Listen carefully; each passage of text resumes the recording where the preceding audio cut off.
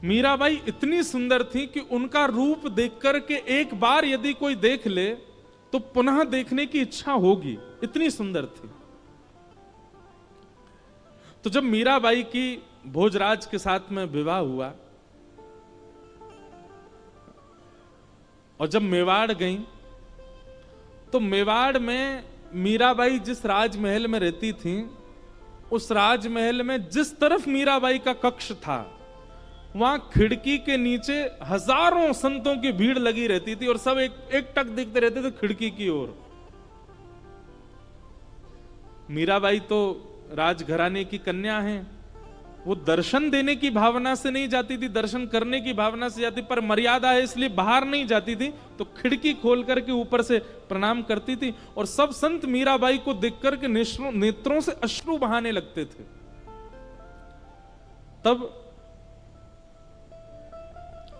कुंवर भोज जिनसे मीराबाई का विवाह हुआ, उनके मन में भाव आया कि मैं संतों से पूछूं ये इनकी स्थिति ऐसी कैसे होती है। तो वे गए और संतों से जाकर के पूछने लगे कि आप मीरा को क्यों देखते हो और मीरा को देखने से आप सबको क्या मिलता है। तब संतों ने प्रत्युत्तर देकर के कहा कि 5-5, 10-10 वर्ष तक भजन करने के बाद भी ठाकुर जी इतने प्रिय नहीं लगे जितनी प्रिय मीराबाई को एक बार देखने से लगने लगे। एक बार मीराबाई को देखने के बाद ठाकुर जी इतने प्रिय लग गए जितने प्रिय 10 वर्ष के भजन में भी नहीं लगे, इसलिए हम मीराबाई को देखते हैं। तो मीराबाई का स्वरूप सुंदर था, पर उनकी सुंदरता काम प्रकट नहीं करती थी, बल्कि दोष नाश करके भगवत प्रीति प्रकट करती थी। ऐसी सुंदर थी, और वास्तविक में सुंदरता वही है। एक बात हमें बताइए, किसी वस्तु विशेष को देख करके आपके मन में पाप प्रकट हो, वह वस्तु कितनी भी अच्छी हो, वह शुद्ध नहीं है। जिस वस्तु, व्यक्ति या फिर स्थान को देख करके आपके चित्त में पुण्य प्रकट हो, ठाकुर जी प्रकट हो, वो सुंदर है, वो श्रेष्ठ है। वो सौंदर्य कैसा, वो रूप कैसा, वो यौवन कैसा, जिससे काम प्रकट हो। रूप तो वो जानो, सौंदर्य तो वो जानो, आकृति तो वो जानो जिसे देखने से वो ना दिखे ठाकुर जी दिखे, वो ना दिख करके ठाकुर जी के प्रति प्रेम बढ़े। ब्रज की गोपियों को ठाकुर जी प्रियतम दिखते हैं अपने, और ठाकुर जी को देखने से उनके विकार नष्ट होते हैं। इससे यह बात उनको सिद्ध हो जाती है कि सामान्य बालक नहीं है, साक्षात परमात्मा है, साक्षात परब्रह्म है। इसलिए भगवान के रास में आने वाली गोपियों की आयु आबाल वृद्ध बनेता, छोटी से छोटी बालिका और वृद्ध से वृद्ध मैया भी ठाकुर जी के संग रास में है। वृंदावन के गौड़िया वैष्णव संप्रदाय के एक ग्रंथ में कहीं वर्णन है, 3.25 करोड़ गोपियां थीं रास में। कितनी? 3.25 करोड़। और ठाकुर जी ने जब रास किया तब ठाकुर जी कितने वर्ष के हैं? 7.5 वर्ष के। कितने वर्ष के? अभी 7.5 वर्ष का कोई बालक यहां बैठा हो, उसको एक बार देखो और इमेजिन करो ठाकुर जी इतने बड़े थे जब रास किया था। 7.5 वर्ष का बालक अपना पेंट नहीं संभाल पाता, ऐसे पकड़े घूमता रहता है। उसको इतना सहूर नहीं होता कि मुझे भोजन करके हाथ धोने, मां बताती है जा हाथ धो किया। इतनी छोटी अवस्था है ठाकुर जी की जब रास विहार कर रहे हैं। और गोपियां, बोले कई गोपियां तो यशोदा मैया की भी जेठानी की उम्र की हैं, यशोदा मैया से भी बड़ी हैं, जो ठाकुर जी के संग रास में आई हैं।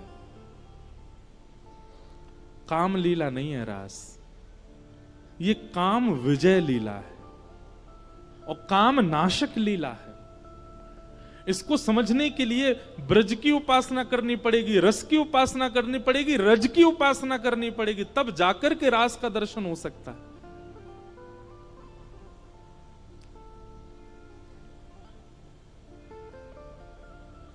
आज शरद पूर्णिमा का चंद्रमा जैसे उदित हुआ आकाश में, भगवान ने टेर बजा करके वंशी में सब कृष्ण प्रेम में उन्मुक्त गोपियों को बुलाया, और सब गोपियां जिस कार्य में हैं यथावत वहीं उस कार्य को छोड़ करके भागी ठाकुर जी से मिलने के लिए। कोई श्रृंगार कर रही है, कोई पति को भोजन करा रही है, कोई बालक को दूध पिला रही है, कोई वस्त्र धारण कर रही है, कोई स्नान करके आई है, कोई केस संवार रही है।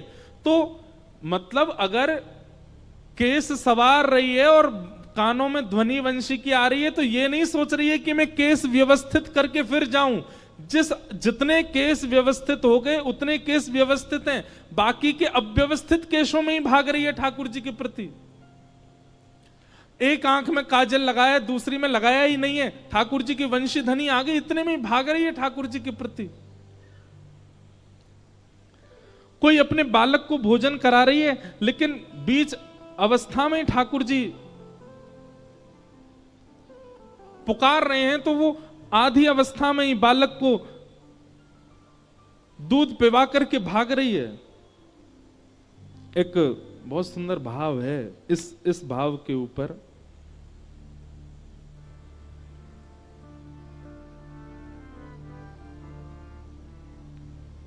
बहुत सुंदर भाव है।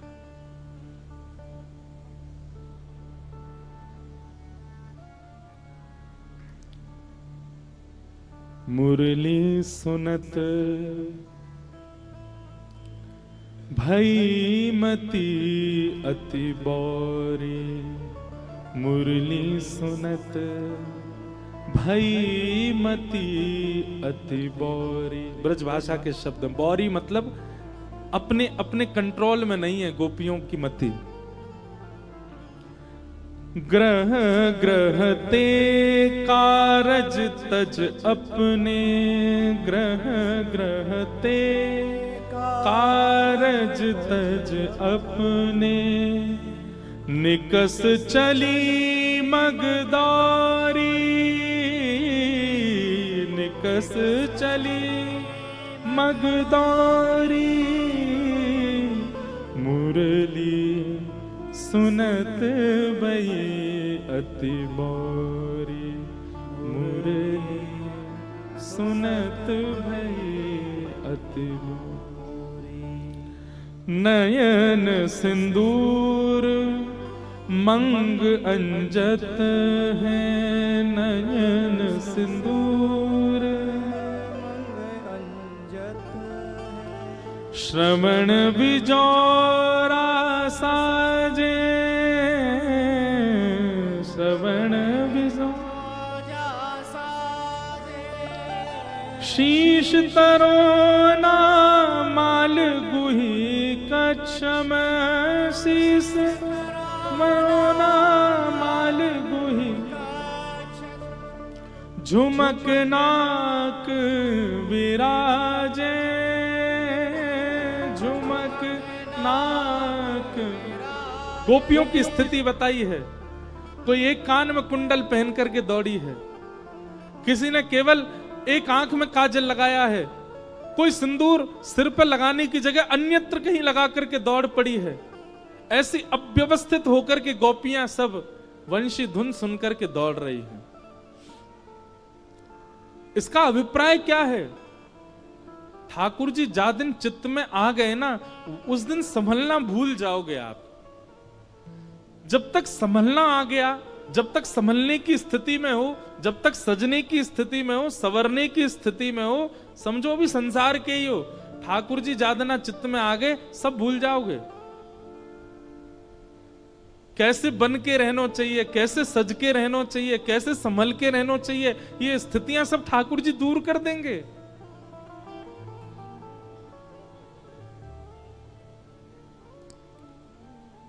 वो पद जिस पर आप इतने आनंदित हो रहे हैं, वो पद की गहराई सुनिए ना। बाला मैं बैरागण होंगी, क्यों?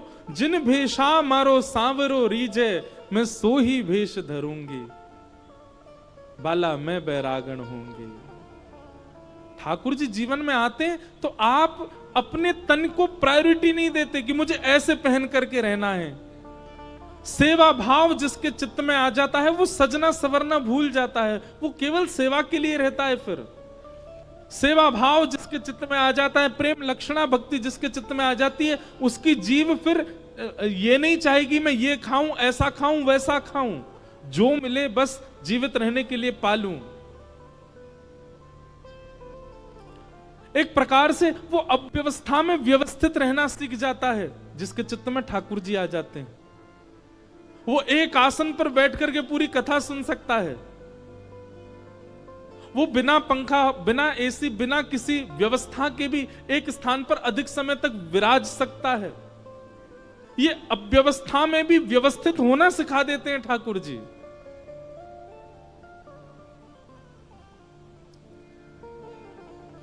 गोपियां सब दौड़ी और अव्यवस्थित स्थिति में जा रही हैं। ठाकुर जी जैसे ही नेत्र खोल करके देखते हैं तो सब गोपियां सामने खड़ी हैं। भगवान ने सब गोपियों के आने का कारण पूछा। तत्पश्चात भगवान ने 10 श्लोकों में बार बार गोपियों से कहा अपने घर वापस चली जाओ, पर गोपियां नहीं गईं। भगवान जब शांत हो गए तब गोपियों ने प्रत्युत्तर दिया कि नाथ, आप ही तो कहते हो सब छोड़ करके मेरी शरण में आ जाओ, और हम जब सब छोड़ करके आ गए तो हमसे कह रहे हो वापस चली जाओ।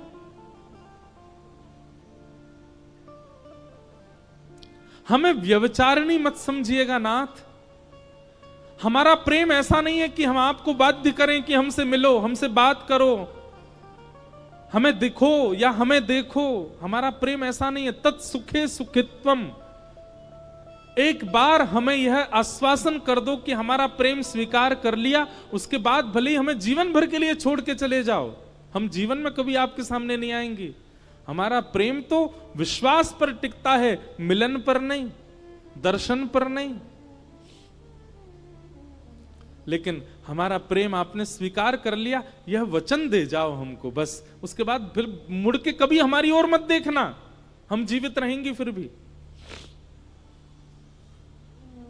गोपियों का प्रेम सामान्य नहीं है बंधु।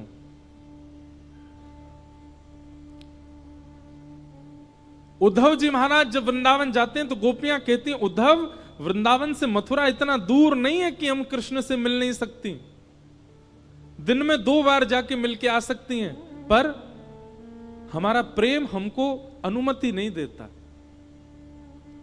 हमारा प्रेम ऐसा नहीं है कि हम जबरदस्ती जाएं और जाकर के नित्य उसका दर्शन करें।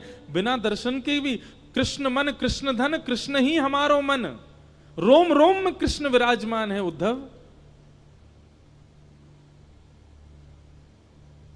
हमारा प्रेम ऐसा नहीं कि हम उनसे मिलें या उनको यहां खींच के लाएं या बार बार अपने एहसान बताएं, हमने उनके लिए ऐसा किया और तुम हमें छोड़ के चले गए। हमारा प्रेम ऐसा नहीं है उद्धव। हमारा प्रेम तो विश्वास पर टिका है। जीवन भर कृष्ण लौट करके नहीं आए तो भी हम उनसे ही रहेंगे, उनसे प्रेम करेंगे, उन्हीं की रहेंगी। नारद भक्ति सूत्र में नारद जी कहते हैं प्रेम कैसा, बोले ब्रज की गोपियों जैसा, यथा ब्रज गोपिका नाम।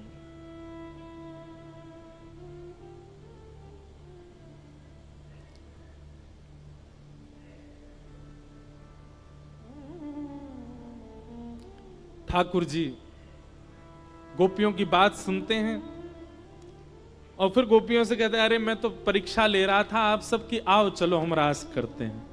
और ठाकुर जी गोपियों के संग रास करने लगे। एक एक गोपी के पास जाकर के ठाकुर जी उसकी सुध लेने लगे, किसी के रूप का वर्णन करने लगे, किसी के चरण पकड़ने लगे, किसी के वस्त्र में ठाकुर जी स्वयं बैठने लगे, किसी को अपने हाथ से पवाने लगे। और इन सब क्रियाओं की वजह से गोपियों को मान हो गया कि हम अत्यंत सुंदरी हैं, इसलिए हमारे सौंदर्य पर ठाकुर जी मोहित हो गए।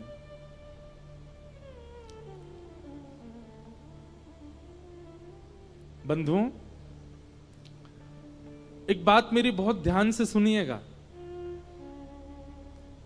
हम इतनी भक्ति करते हैं, इतना भजन करते हैं, इतना नाम जप करते हैं, इतनी कथा सुनते हैं, इतनी सेवा करते हैं, फिर भी ठाकुर जी प्रकट क्यों नहीं हो रहे हैं?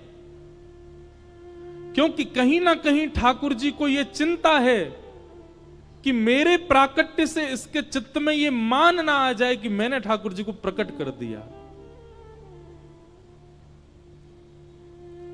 ठाकुर जी को हमारी चिंता है कि कहीं इसको अभिमान ना हो जाए।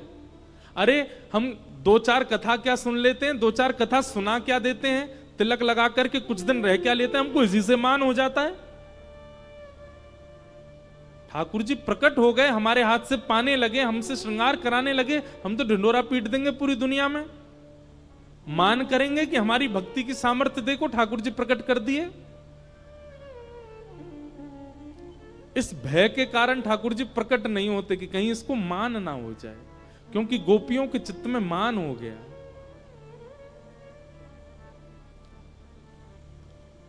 और जैसे ही मान हुआ, ठाकुर जी सर्वांगीण गोपियों के मध्य से अंतर ध्यान हो गए। और ठाकुर जी के अंतर ध्यान होते ही गोपियां विचलित हो गई। हे श्याम सुंदर, मधुसूदन, माधव, गोपीनाथ, गोवर्धन, कहां हो आप? अर्धरात्रि का समय, विहंगम जंगल, गोपियों को छोड़ करके ठाकुर जी चले गए। अबला नारियों की तरह सब गोपियां ढूंढ रही हैं कि श्याम सुंदर कहां है। प्यासे को एक घूंट पिला करके पानी दूर कर दिया जाए तो वो प्यासा तड़प करके मर जाएगा, वैसी स्थिति गोपियों की हो गई। तभी गोपियां यमुना तट पर गईं, किशोरी जी का दर्शन किया, चरणों में गिर गईं, बोले हे श्याम सुंदरा, हे किशोरी जी, कहां चले गए श्याम सुंदर? आप कृपा करो ना, ये श्याम सुंदर हमें बहुत हम कब से प्रतीक्षा कर रही हैं। सतयुग निकाल दिया, त्रेता निकाल दिया, संपूर्ण द्वापर भी निकलने को आया है, जैसे तैसे गोपी बनकर के आई हैं। आज इतने वर्षों, इतने युगों बाद मिले हैं और फिर अंतर ध्यान हो गए, छोड़ के चले गए। हम कब तक उनका प्रतीक्षा करें, कब तक तड़पती रहें? हे स्वामिनी जी, आप कृपा करो। हे सुन राधिका दुलारी, तेरे द्वार का भिखारी हूँ मैं, श्याम का पुजारी,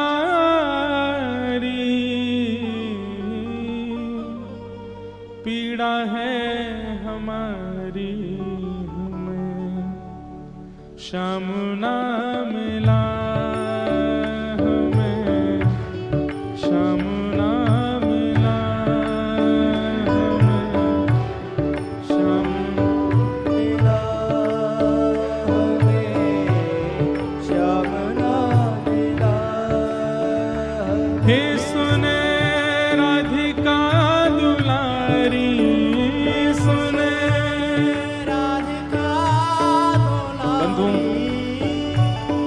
नेत्र बंद करके किशोरी जी का स्मरण करो। तप्त कांचन गौरांगी कमलाकृता, बिल्कुल कमल जैसा जिनका वर्ण है, अत्यंत कोमल जिनका श्री अंग है, ऐसी परम पवित्रा श्री किशोरी जी का स्मरण करो। और स्मरण करते हुए तब इस भाव को गाओ और कुछ चिंतन मत करो। हे सुन राधिका दुलारी,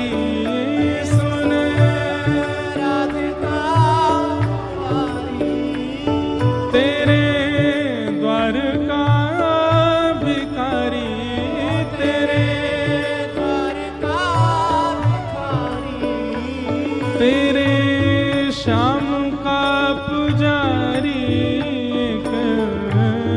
पीड़ा है हमारी, हमें श्याम ना मिला हमें, श्याम ना मिला हमें, श्याम ना मिला हमें, श्याम ना मिला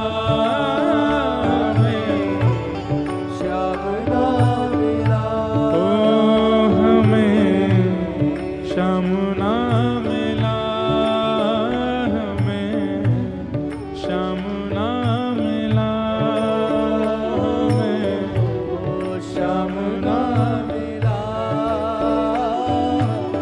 वृषभानु दुलारी की जय।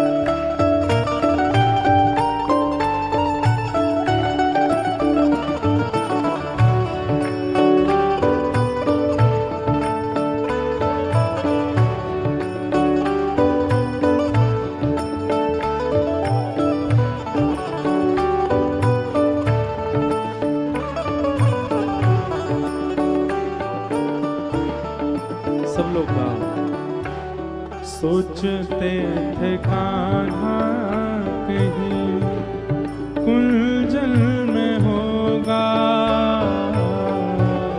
सोचते थे कान्हा कहीं कुंजल में होगा। हम सोचते थे कान्हा कहीं कुंजल में होगा,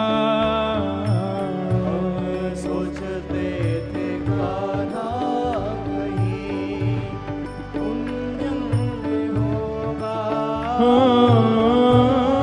अभी तो मिलन का हमने सुख नहीं भोगा, अभी तो मिलता हमने सुख नहीं होगा। अभी तो मिलन का हमने सुख नहीं भोगा, अभी तो मिलता हमने सुख नहीं होगा। सुन के प्रेम की परिभाषा, सुन के प्रेम की परिभाषा मन में बंधी थी जो आशा, मन में बंधी थी जो आशा।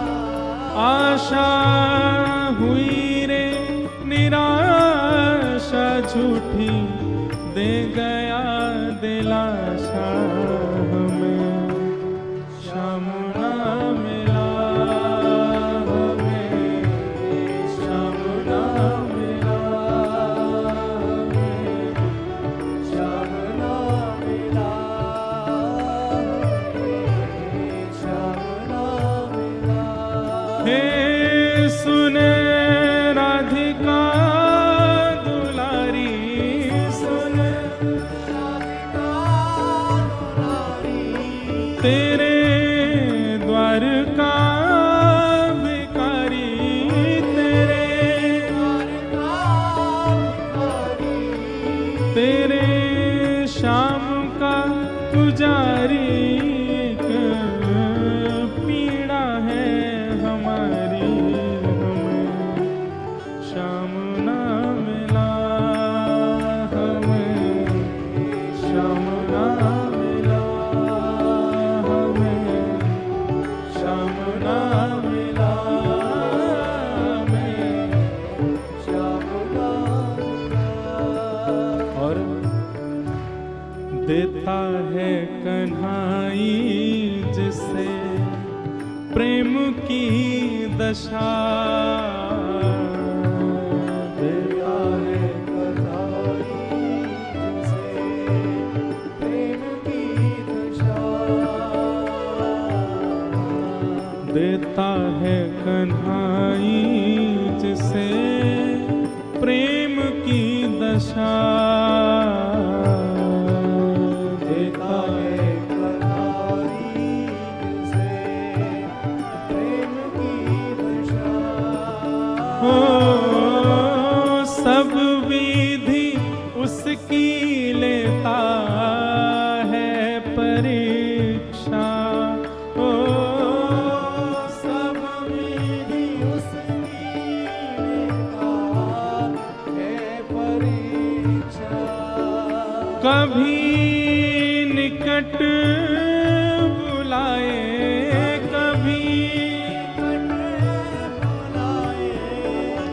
कभी दूरियां बढ़ाए, कभी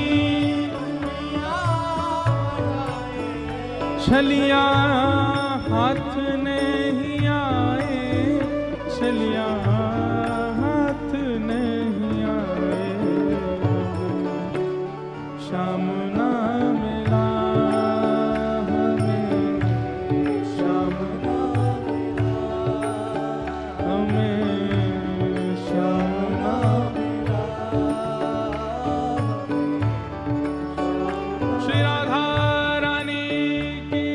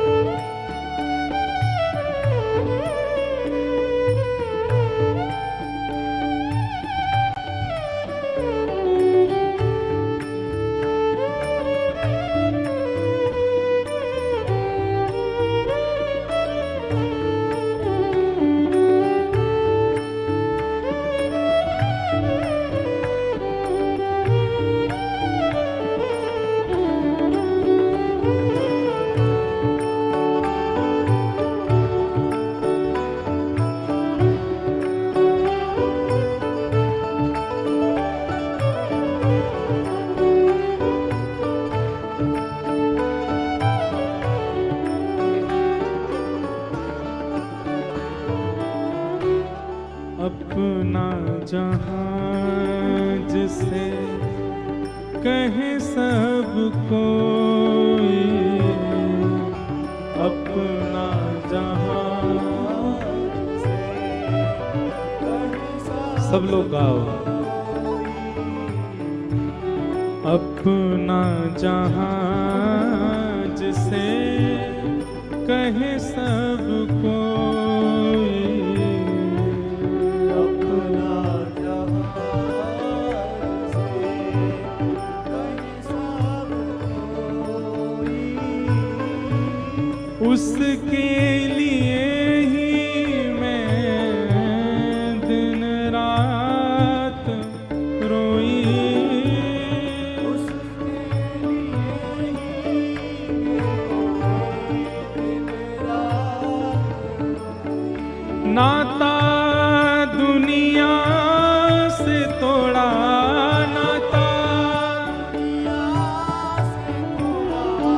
नेहा सावरे से जोड़ा, नेहा उसने ऐसा मुख मोड़ा, मुझे कहीं का न छोड़ा। शाम ना मिला हमें, शाम ना मिला,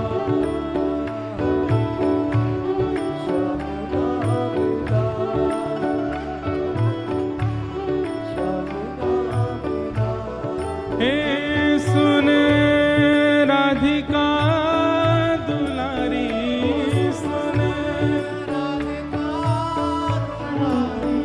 तेरे द्वार का भिखारी, तेरे